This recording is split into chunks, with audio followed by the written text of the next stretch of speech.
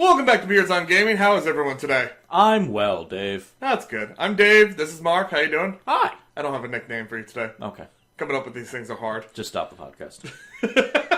Today we're reviewing the Happytime murders. Yep.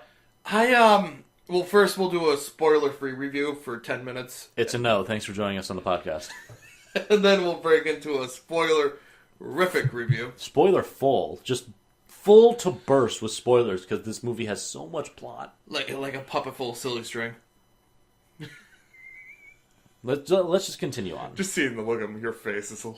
It's not one of laughter. It's not one of joy. It's one of just exhaustion. Alright, so first and foremost, did you like this movie, Mark? Not really. Yeah, I didn't like it either. I didn't hate it. I definitely didn't hate it, but it's just... Don't go into this movie expecting a plot, because a lot of plots will appear, and most of them will disappear.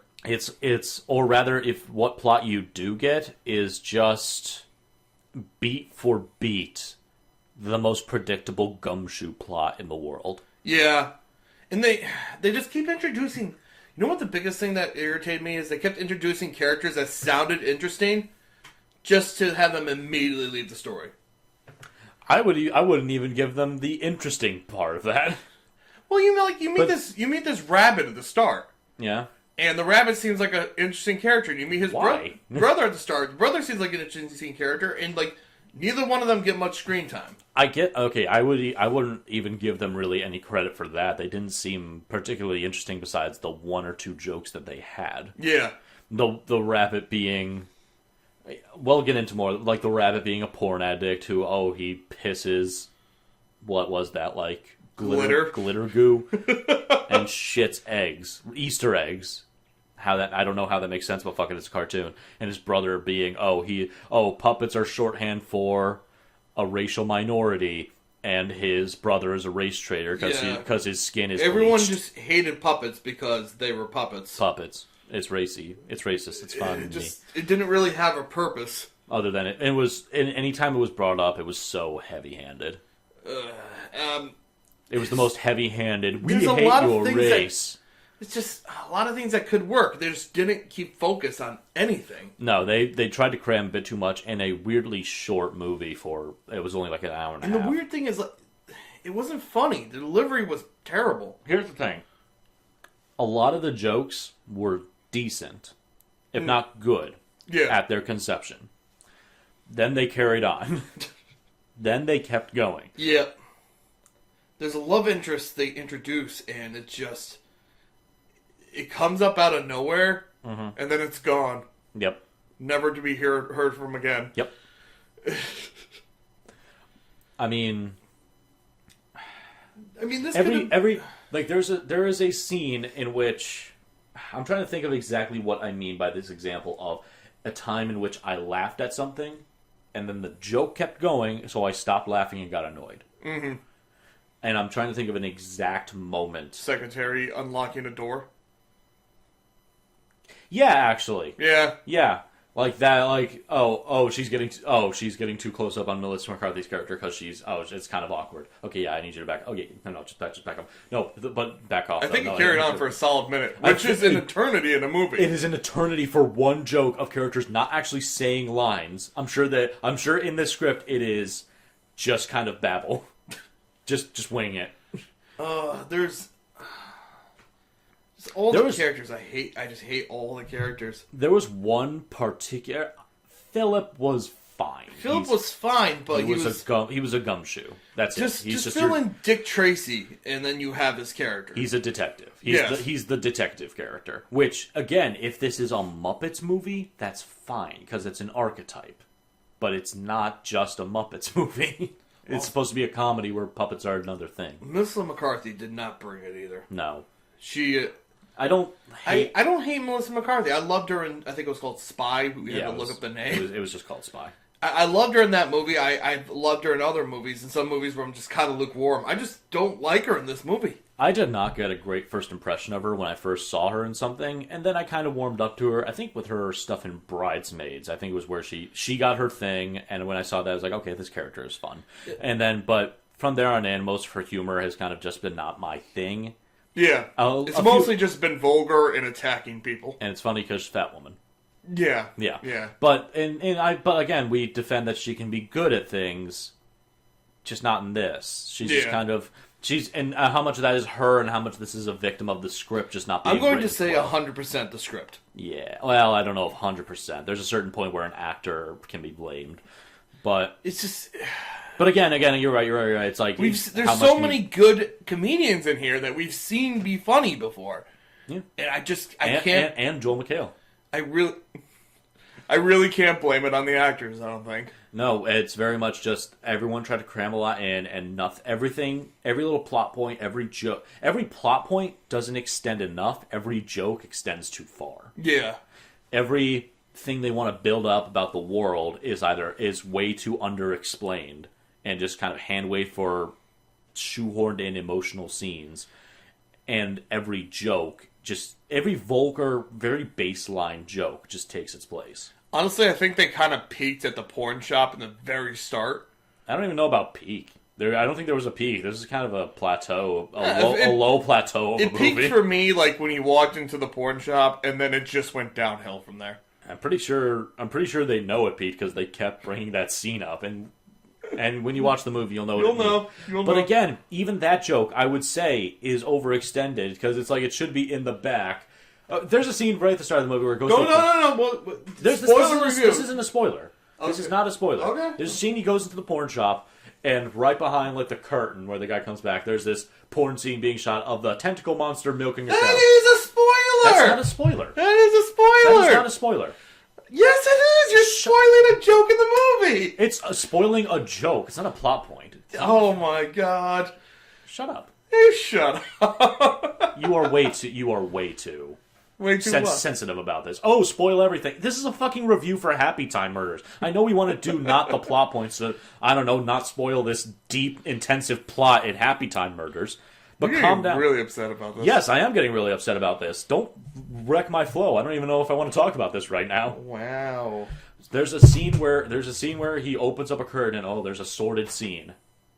It's a really weird disorder. It's like, oh god, man, I don't want to see that. It's like, oh, I don't want to see that. Keep closing it. No, I'm not going to. Oh, I don't want to see that. And it keeps going, and it carries on again for a solid minute of them being like, oh man, look at this, isn't it weird? It's like, yeah, it was weird. It was funny at maybe the first time. But yeah, you want to bring over to spoiler review? Fuck it. I guess I already did for us. Yeah. Fuck. All right. So I didn't like this movie. No. Oh, that's a spoiler? Yeah, that's a spoiler. That's the spoiler. Yes, it is. The spoiler is by the end of the movie, Philip looks at the screen and says, "You didn't like this, did you?" So, yeah, octopus jerks off a cow. Yeah. That was the peak for me. That was the peak. I came and then I just was bored the rest of the time. You came and you left. No, you came and you stayed in the theater. It's like Mark. They had a really cool idea with the daughter of the guy he accidentally killed. Because that was, I don't know if I want to call that a good idea. That just seems like another noir trope that, oh, I did a thing and now that's coming back to haunt me. Yeah, I like the idea. It kind of threw a curveball into it. Granted, it's a good idea in the ocean of bullshit. It's just, it was kind of just the way it's presented. It was just kind of lazily thrown in there at the very end. Yeah, it can. Yeah, it's just with everything else with the movie going on, it's just okay. Not great. So the major thing is she gets married to one. Okay, so let's start at the beginning. Yeah. The whole point of this world, and they kind of don't go into this, is it seems to be that puppets used to be exclusively on Muppet style shows, and now that most of the Muppet style shows have done, all puppets are now actually citizens instead of just and no one's puppets. Happy about that for some reason. Not even the puppets. But so there was one particular show, the Happytime Gang, which was like the first Muppet puppet primetime show, and Philip is the brother of Larry, one of the member. Philip is the main detective of. Shit, I'm going off on several tangents here. Don't worry about it. In this world, the Happytime Gang was a show that got really popular. It's over now, got into syndication, the whole deal, and everyone on the cast went their separate ways. As part of a syndication deal with this one company, all the cast of the Happytime gang gets a split of $10 million. If one member happens to die, it either goes to their spouse, or if the spouse is also dead, it goes to the rest of the members. Very much so. Gee, where is this gonna go? There is one human character on the show that we know of. Who? Oh my god, I'm forgetting the actress's name. I don't care. I do. No, she's been in good stuff. I'm fine. Yeah, but she, unknowing to the audience, gets married to the main antagonist. Well, no. Just actually spell out the plot first. Okay, yeah. So all these cast members start getting murdered off because, last man left alive gets the most of the money. It's the death pot. Yeah. So, the reason why the two police characters hate each other is because the puppet police officer missed a shot when the other police officer was being held hostage. As this random guy was being held hostage, the puppet character Philip was supposedly the top marksman in the academy, but he missed a shot under pressure. Not only missed the guy, but hit an innocent civilian behind him, whose daughter was right next to him, who happened to be a puppet. Yes, all happened to be a puppet. Yes, and then there's this big bullshit thing of Mr. McCarthy blaming him for purposely missing the shot. Quote unquote purposely, and a puppet's unable to kill puppets? I don't know that. They did make a thing, he was the first puppet cop, and it's like, can he do it? Oh, I guess he can't. No puppet cops anymore. It kind of makes Melissa McCarthy's character come off as a huge cunt. Blink. Yeah, it does make her... yeah, of course. Yeah. Are you surprised? I mean, it kind of makes her character unredeemable. I see that. Oh, you missed a shot under pressure. Fuck you. Yeah. And then he drags her body to a puppet hospital. And saves her life by forcing the doctor at gunpoint to give her an organ. If presumably the dream that happened of the flashback is indeed correct up to that point. Yeah. And yes, he held a puppet doctor at gunpoint to give her a puppet liver to save her life. And she's angry at him. Liver or lungs? Liver. Okay. Because that's why she can take sugar. Yeah, and now she's mad because she has a puppet part in her, and she's addicted to sugar. And that was, again, really poorly... Like, we're going off on several tangents. We're not even talking about the plot. Yeah, but so is the plot going off on several tangents, Mark. To be fair, we are also doing this way out of order. We're doing this as best we can. Because the movie is just a... Melissa McCarthy's character is apparently addicted to sugar. It's literally like the little sugar in dipsticks. Yeah. It's that, which, is a kind of obvious joke about, how kids would, this is cocaine for kids. And I guess it's because she has a puppet liver. Yeah. She's addicted to sugar now, and it's weirdly that it's introduced because the sugar at first is mixed with drugs, so I'm like, oh, is she a druggie? They're like, no, she's just addicted to fucking sugar. All puppets can be addicted to sugar for some reason. And I didn't think that was about the puppet liver. I thought it was she's just a junkie, like a cop. Yeah, me too. If a cop can be, and with or without the fucking liver problem. But now there's also the scene in the car where it's like, I'm not human, I'm not puppet, I'm not anything. But no one before that exact scene was treating her any differently than a normal. And then as soon as that scene came up, everyone just started treating her like garbage. Yeah.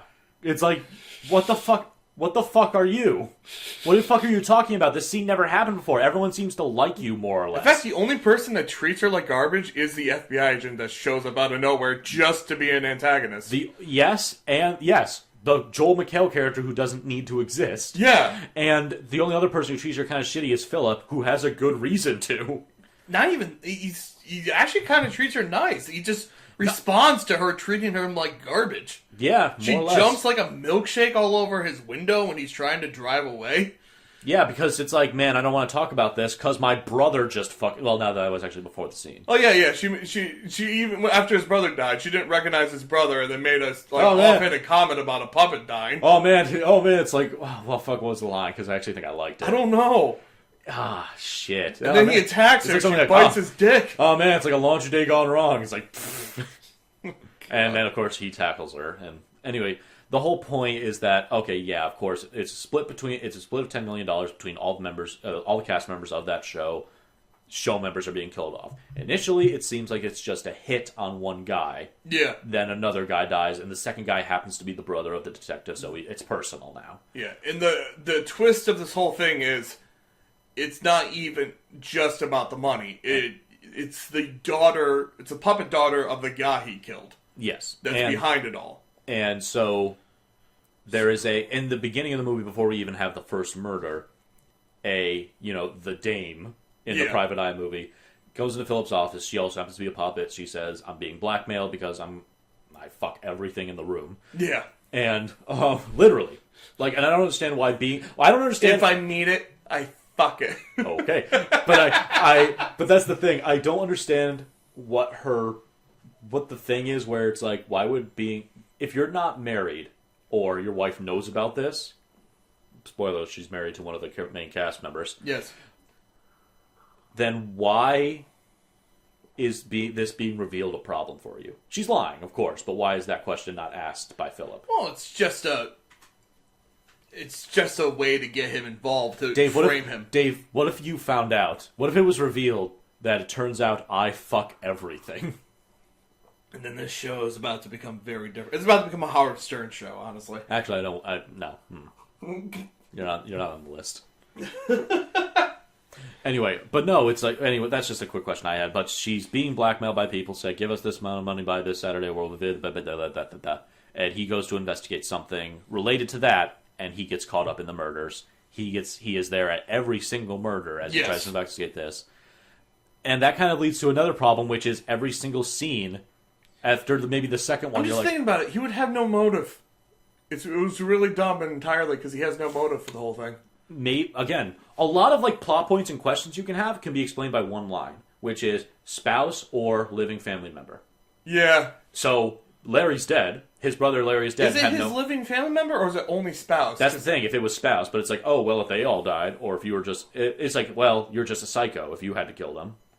Yeah. But if it's like, oh well, Larry died and you're his closest living member, so you would have gotten the money. So the detective was interested in the main human character, in the human character of the show. Yeah, they used to be in a thing, which again goes nowhere.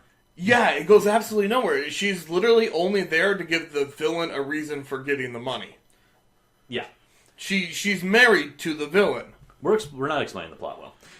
It's very fucking confusing. No, it's really not. We're just explaining it poorly. Okay. There's several cast members. All of them follow like the same exact scene of Philip and Edwards, Melissa McCarthy's character, go to a place. They talk with puppets and people for a while. Some vulgar humor happens. Yeah. Someone gets killed. Yeah. Then they go to the next place. That's why you shouldn't fuck in your own gene pool. No. No. It's actually why you should swim in your own gene pool. Was it? Okay. That was the line, which is actually a little bit better. Yeah, I guess so. It's very much point for point. I had high hopes. You can see. I didn't. You can see the both plot and joke beats. Yeah. Like, beat for beat, you will predict both where this joke is going to go, where this plot is going to go. You're going to see the scenes before they come. Yeah. You're going to see who is fucking useless. And nothing in this movie is just going to surprise you. Nothing in this movie, every bit of enjoyment would come from the start of the joke. Not the joke. That being said, there are some jokes that really made me laugh. This movie does have potential to be a great movie. Almost none of them, though, weren't, again, carried on to the point of no longer being funny. They should have just made a joke and moved the fuck on. Correct. Brevity is the soul of wit, children. Oh, but... And again, Joel McHale's character does not need to be there. So you're telling me you looked at the trailer and you didn't like, wow, this movie looks really good. I really want to see this movie. No, I looked at this and said, oh, that's another comedy idea that's a little bit more unique. Maybe I'll see that. I guess I went into this expecting like a kind of a Team America experience. Oh, I definitely didn't think about that. You didn't think? Okay. No. Like, really shitty old puppets? If it was all puppets, yes. Avenue Q? Yes. Yes. Murder, Happytime Avenue Q. The internet is for porn. Man, that was everywhere when I first got on the internet. Oh, dude. I've never seen that. Like, I've seen really clips, but I've never seen the whole thing. That's what a lot of people think, but it's really good. You should check it out at some point. Cool. Anyway, But yeah, no, I did not have too high expectations for this movie. I'm thinking, oh, this is going to be probably another just vulgar comedy, and it's funny because puppets. But maybe it'll surprise me. It didn't surprise me. The best thing that made me laugh is like we left as the outtakes were playing, and the octopus milking the squid, the squid milking the octopus. No. Fuck it, I fucked up. He's fucking the girl in his office, the antagonist, and all of a sudden he's like, "Oh God." She's like, "Oh, did you break down?" He's like, "Yeah, I think I did." Yeah, and so it's actually like the rig they were using. It was so they're playing outtakes next to the credits. Yes. So this is your midway Marvel movie point is the outtakes, which by the by, at that point we left. We just left because we couldn't. That was even if something was in the middle of that we needed to see, we just didn't care. I actually think we had like a pretty good exchange as we were leaving, which is we were leaving as soon as like that rig broke down outtake happened, and you were like, "Man, I think that was the funniest joke in the movie," and I was like, "Well, technically, it wasn't in the movie." That's the point. It was an outtake that they took out. Yeah, I get it, Mark. I get it. No, but yeah, this movie is really just not worth it. The only real recommendation I would have for this is several months down the line when this comes out on Netflix, on DVD, on. If you're looking for something to fucking do, I mean, knock yourself the hell out. No, it's I don't. Free. No, I really don't want to. Well, if it's free or like streaming service, if you have Netflix, if you have like, fucking Hulu, and it's out on that. If you live somewhere where you can still physically rent DVDs. No, I wouldn't even pay to rent it. Hello, Alabama. I wouldn't even pay to rent this piece of garbage. I'm not even. If you're looking, if you're looking for like puppet, like vulgar, watch Team America.